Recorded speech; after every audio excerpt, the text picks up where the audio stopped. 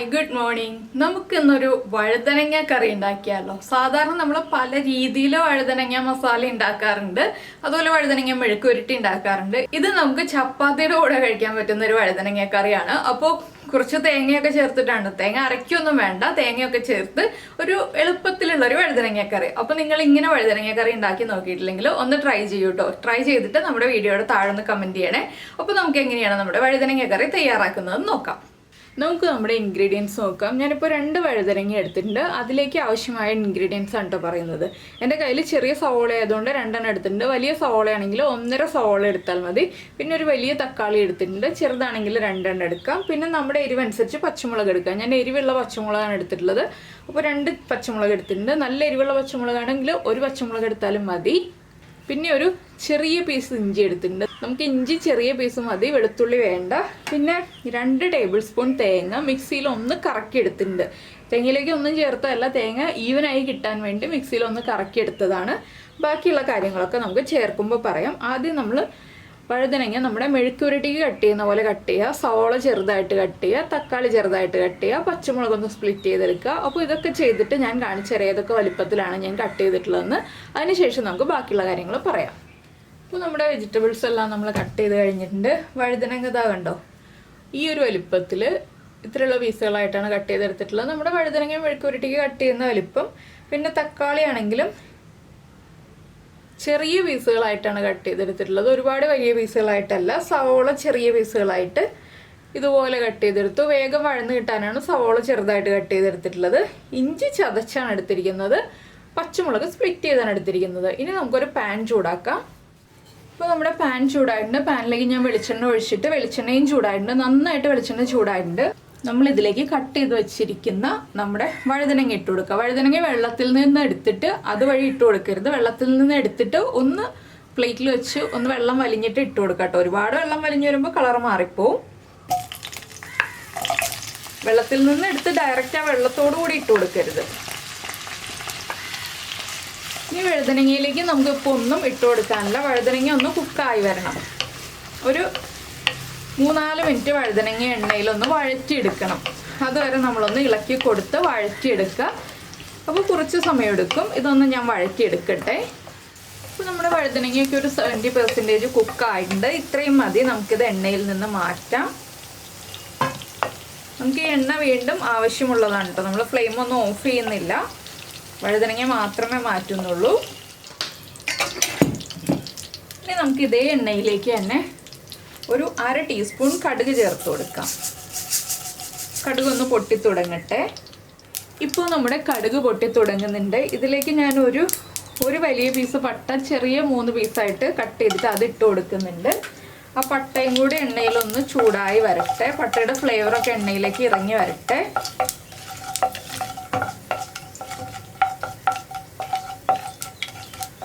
നന്നായിട്ട് പട്ടയൊന്ന് എണ്ണയിൽ മൂത്ത് വരണം.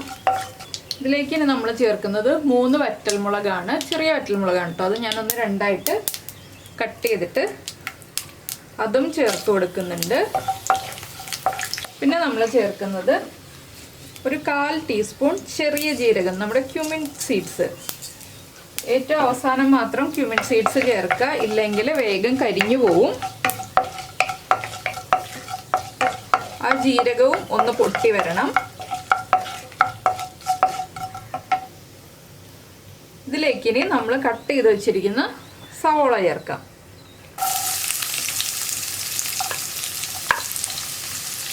അതുപോലെ തന്നെ പച്ചമുളകും.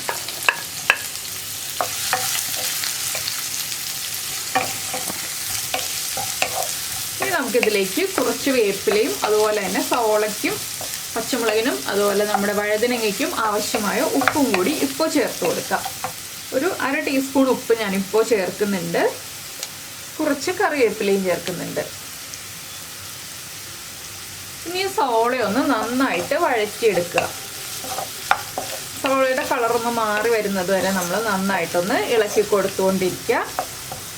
അപ്പോൾ നമ്മുടെ സവോള കുറച്ച് ഒന്ന് വഴന്ന് വന്നിട്ടുണ്ട്. നമുക്കിതിലേക്ക് നമ്മൾ ചതച്ച് വെച്ചിരിക്കുന്ന ഇഞ്ചി ചേർത്ത് കൊടുക്കാം. ഇഞ്ചി ആദ്യമേ ചേർക്കാത്ത എന്താണെന്ന് വെച്ചാൽ ചതച്ച ഇഞ്ചിയല്ലേ, വേഗം കുക്കാവും. അപ്പോൾ ഈ ഒരു സ്റ്റേജ് ആകുമ്പോൾ ഇഞ്ചി ചേർക്കുക. നിങ്ങൾ വെളുത്തുള്ളി ചേർക്കുന്നുണ്ടെങ്കിൽ വെളുത്തുള്ളിയും ഈ ഒരു സ്റ്റേജിൽ ചേർത്ത് കൊടുക്കുക. ഇനി ആ ഇഞ്ചിയുടെ റോ ടേസ്റ്റ് ഒന്ന് മാറി വരുന്നത് വരെ 1 മിനിറ്റും കൂടെ ഒന്ന് ഇളക്കി കൊടുത്തിട്ടുണ്ടെങ്കിൽ നമ്മുടെ സവാള അത്രയും കുക്കായാൽ മതി കേട്ടോ. വല്ലാതെ ബ്രൗൺ ഒന്നും ആവണ്ട. 1 മിനിറ്റും കൂടി ഞാനൊന്ന് ഇളക്കി കൊടുക്കട്ടെ. അപ്പോൾ നമ്മുടെ ഇഞ്ചിയും കുക്കായിട്ടുണ്ട്. നമുക്കിനി ഫ്ലെയിം കുറച്ചിട്ട് ഇതിലേക്ക് പൊടികൾ ആദ്യം ചേർത്ത് കൊടുക്കാം. ഒരു 1/4 ടീസ്പൂൺ മഞ്ഞൾപ്പൊടി, 1/4 ടീസ്പൂൺ മല്ലിപ്പൊടി. പിന്നെ നമ്മൾ എരിവിനായിട്ട് പച്ചമുളക് ചേർത്തിട്ടുണ്ട് എങ്കിലും ഞാനൊരു ചെറിയ അളവിൽ ഒരു 1/4 ടീസ്പൂൺ എരിവുള്ള മുളക് പൊടി ചേർത്തിട്ടുണ്ട്. നല്ല എരിവാണ് ഈ ഒരു മുളക് പൊടിക്ക്, അതുകൊണ്ട് ഞാൻ 1/4 ടീസ്പൂണേ ചേർക്കുന്നുള്ളൂ.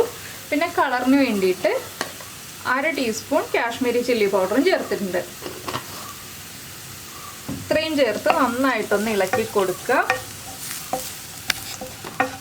പൊടികളൊന്ന് വേഗം കുക്കായി കിട്ടാനായിട്ടാണ് നമ്മൾ ഇതുപോലെ നല്ല ചൂടുള്ള സമയത്ത് തന്നെ പൊടികൾ ചേർത്ത് കൊടുക്കുന്നത്. ഇനി കൈയെടുക്കാതെ ഇളക്കുക. അത്യാവശ്യം ഈ പൊടികളും കൂടി കുക്കായി വരാനുള്ള എണ്ണ നമ്മുടെ പാനിൽ ഉണ്ടാവണം. എണ്ണ കുറവാണെങ്കിൽ എണ്ണ ചേർത്ത് കൊടുക്കണം. ഇനി നമുക്കിതിലേക്ക് പൊടികൾ കുക്കായി കഴിയുമ്പോൾ നമ്മൾ കട്ട് ചെയ്ത് വെച്ചിരിക്കുന്ന തക്കാളി ചേർത്ത് കൊടുക്കുക. തക്കാളി ചേർത്തിട്ട് നമ്മൾ നന്നായിട്ട് ഇളക്കി അടച്ചു വെച്ച് കുക്ക് ചെയ്യണം. തക്കാളി ഒന്ന് ഉടഞ്ഞ് കിട്ടണം. നമ്മൾ സാധാരണ വെള്ളം ചേർത്ത് കുക്ക് ചെയ്തെടുക്കാറുണ്ട്, പക്ഷെ തക്കാളി അങ്ങനെ കുക്ക് ചെയ്തെടുക്കണ്ട. ഈ ഒരു കറിയിൽ തക്കാളി ചെറിയ ഫ്ലെയിമിലിരുന്ന് ഉടഞ്ഞ് കിട്ടണം. ആ അടച്ചു വെച്ച് കുക്ക് ചെയ്യുമ്പോൾ ആ രീതിയിൽ നമുക്കൊന്ന് അടച്ചു വെച്ച് ഒരു 2-3 മിനിറ്റ് അടച്ചു വെച്ച് ഇടയ്ക്കിടയ്ക്ക് ഇളക്കി കൊടുത്ത് ഉടച്ചെടുത്ത് നമുക്ക് കുക്ക് ചെയ്തെടുക്കാം. ഇപ്പോൾ നമ്മുടെ തക്കാളി ഒന്ന് കുക്കായി ഉടഞ്ഞ് വന്നിട്ടുണ്ട്. കണ്ടോ, ഇതുപോലെ ഉടഞ്ഞ് വരണം. അപ്പോൾ ഇനി നമുക്കിതിലേക്ക് നമ്മൾ എടുത്ത് വെച്ചിരിക്കുന്ന 2 ടേബിൾ സ്പൂൺ തേങ്ങ ഒന്ന് മിക്സിയിൽ കറക്കിയെടുത്തത്, ഇതുപോലെ ഈവനായിട്ട് കിട്ടുകയാണെങ്കിൽ അതാണ് ഏറ്റവും നല്ലത്. അത് ചേർത്ത് കൊടുക്കാം. അധികം തേങ്ങ വേണ്ട കേട്ടോ, ഈ 2 ടേബിൾ സ്പൂൺ തേങ്ങ മതി. തേങ്ങ നന്നായിട്ട് മിക്സ് ചെയ്യുക. തേങ്ങ നമ്മൾ മിക്സിയിൽ കറക്കിയെടുത്തത് കൊണ്ട് തന്നെ തേങ്ങ വേഗം കുക്കായി കിട്ടും. അപ്പോൾ നമുക്ക് ഒരുപാട് സമയം പോവില്ല. വേഗം തന്നെ നമ്മുടെ തേങ്ങ ഈ ഒരു തക്കാളിയിലേക്ക് മിക്സായി കുക്കായി തുടങ്ങും. ഇനി നമുക്കിതിലേക്ക് കുറച്ച് വെള്ളം ചേർക്കണം. ഈ ഒരു ഗ്രേവിയുടെ കൺസിസ്റ്റൻസി കറക്റ്റ് ആവാനാണ് നമ്മൾ വെള്ളം ചേർക്കുന്നത്. നമുക്ക് എത്രത്തോളം ഗ്രേവി വേണം എന്നുള്ളതനുസരിച്ച് നമുക്ക് വെള്ളം ചേർത്ത് കൊടുക്കാം. ഞാനിപ്പോൾ ഒരു 3/4 കപ്പ് വെള്ളം ആദ്യം ചേർക്കുന്നുണ്ട്. വഴുതനങ്ങ കുക്കായതാണ്, അതുകൊണ്ട് വഴുതനങ്ങ കുക്കാവാൻ ആവശ്യമായ വെള്ളം നമ്മളിപ്പോൾ ചേർക്കേണ്ട.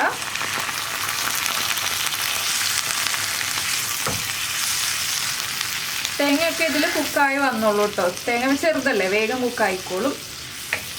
അപ്പോൾ നമ്മുടെ ഗ്രേവിക്ക് അനുസരിച്ച് ചൂടുവെള്ളം ചേർത്ത് കൊടുക്കുക. വെള്ളം വേഗം തന്നെ തിളച്ച് വരും. അപ്പോൾ ഈ വെള്ളം ഒന്ന് തിളച്ച് ഒന്ന് കുറുകി വരണം. ഒരുപാട് കുറുകണ്ട, ചെറിയ തിക്നെസ്സോട് കൂടിയാണ് ഞാൻ ഈ ഒരു ഗ്രേവി ചെയ്യുന്നത്. അപ്പോൾ നിങ്ങൾക്ക് നന്നായിട്ട് ലൂസായിട്ടുള്ള ഗ്രേവി വേണമെന്നുണ്ടെങ്കിൽ 1.5 കപ്പ് വെള്ളം വരെ ചേർക്കാം.